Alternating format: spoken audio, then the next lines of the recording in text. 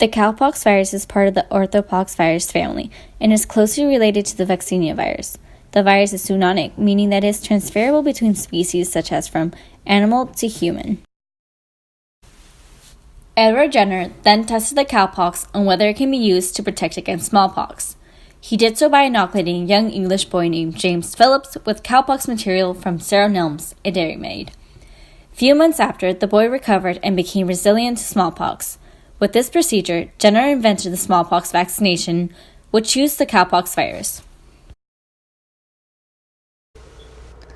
Cowpox is a large, double-stranded DNA virus that replicates in the cell's cytoplasm.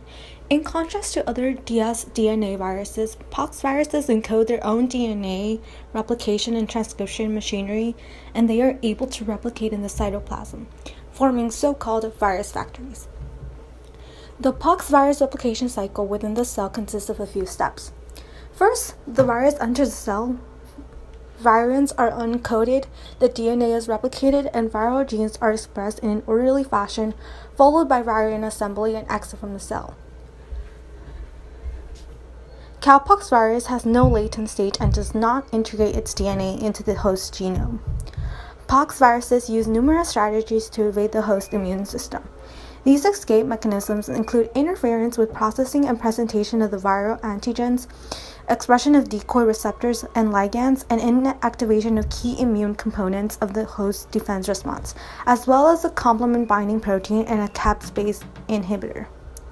These proteins are thought to neutralize the host's antiviral response by binding to cytokines and complement proteins and inhibiting their function. In addition, cowpox virus has been shown to inhibit intracellular transport of major histocompatibility class I molecules, allowing it to evade cytotoxic T cells. Despite its name, the main hosts of cowpox virus are rodents, from which it can occasionally spread to cats, cows, humans, and zoo animals, including large cats and elephants. Transmission to humans has traditionally occurred via contact with the infected teats of milking cows. However, the infection is currently seen more commonly among domesticated cats, from which it can be transmitted to humans. The ability for cowpox to invade multiple hosts is the notion of homology. In essence, cowpox can infect multiple hosts because we share common ancestors, which causes us to have similar cell structures to all the hosts, which is why the pox virus can bind to the cell surfaces of various animals, including humans.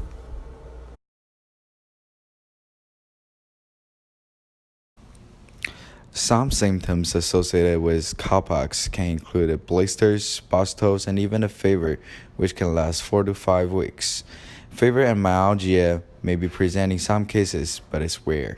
The lesions in humans usually appear on the hand, forearms, or face. Because the pathology of the skin lesions caused by cowpox virus is similar to that of smallpox, it allowed for the creation of the smallpox vaccine. The smallpox vaccine was introduced by Edward Jenner in 1796, and it is the milestone in the medical history since it was the first successful vaccine was ever developed. Jenner noticed that the milkmaids who previously got cowpox were immune to smallpox. That meant that inoculated cowpox protect against inoculated smallpox. As opposed to cowpox, smallpox can have a death rate up to 30%. In previous decades, the severe bustle could make the rate even higher. However, since there are vaccines, and we have become more resistant to cowpox, the disease itself is incredibly rare.